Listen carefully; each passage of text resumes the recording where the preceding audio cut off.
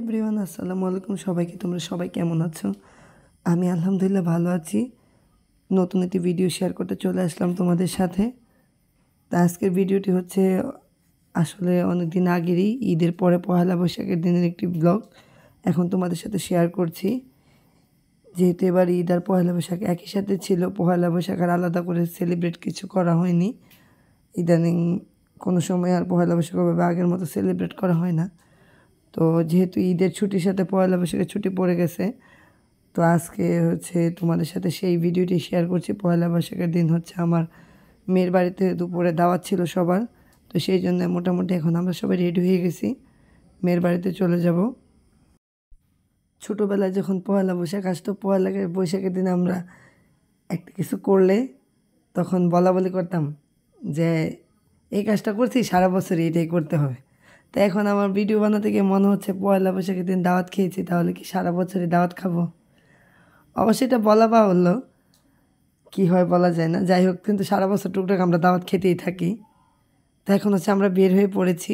বাচ্চারা অনেক খুশি, কোথাও বেড়াতে গেলে দূরে হোক কাছে হোক, সবচেয়ে বেশি খুশি হয় বাচ্চারা। দূরত্বটা বেশি নয়, তাই আমরা খুব দ্রুতই হচ্ছে চলে আসছি। তো এসে হচ্ছে যেহেতু অনেক বেশি গরম, ঘরের ভিতর ফ্যানের নিচে বসলাম। বসে হচ্ছে একটু ঠান্ডা হওয়ার চেষ্টা আর কি, এই তীব্র গরমে। এমনিতেই তো গরম, তার উপরে খাওয়া দাওয়া, ড্রেস আপ, আয়োজন, এগুলোতে আরও বেশি গরম লাগে। তো জারকা হচ্ছে অস্থির বাচ্চা, তাই ওকে একটু ফ্যানের নিচে বসালাম। তো বাচ্চারা হচ্ছে এখানে খেলাধুলা করতেছে। মোটামুটি সব মেহমানরাই আসছে, সবাই কম বেশি খাওয়া দাওয়া করতেছে। তো এই যে সামুর আর আয়াস হচ্ছে এখানে বসে গল্প করতেছে। তাই আমি বললাম যে তোমরা সবাই বসো এখানে, আমি একটু ছবি তুলে দিই। ছবিগুলো সুন্দর আসছিল খুব। আর সামুর আর জারকার হচ্ছে ম্যাচিং ড্রেস খুবই ভালো লাগতেছিল। মাঝখানে আয়াস হচ্ছে রেড কালার।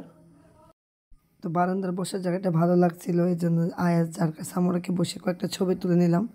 তা এখন হচ্ছে আমরা খেতে চলে আসছি। খাওয়া দাওয়া অনেকক্ষণ আগেই শুরু হয়েছে, এখন আমরা খেতে বসলাম। আসলে জানি না তোমরা সবাই গ্রামে দাওয়াত কীরকম খাও। গ্রামের দাওয়াতের সবচেয়ে বেস্ট পার্ট হচ্ছে গরু গোস্ত, যেটা না খেলেই নয়, যেটার আকর্ষণ সবার কাছেই থাকে। তো আমরা খাওয়া দাওয়া শেষ করে এখন চলে আসছি এই পাশে। এসে হচ্ছে বাচ্চারা হচ্ছে দই খাচ্ছে, দইটা অনেক টেস্টি হয়েছিল। তো খাওয়া দাওয়ার পালা শেষ হয়ে গেছে, এখন হচ্ছে কথাবার্তা বলতেছিল সবাই।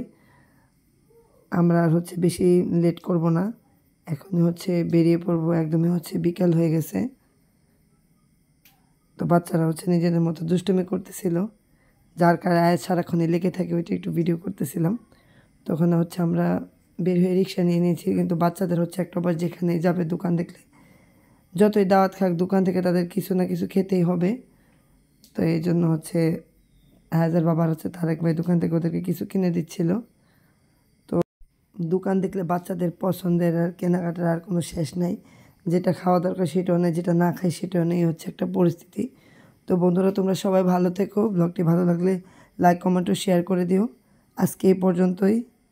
আল্লাহ হাফেজ।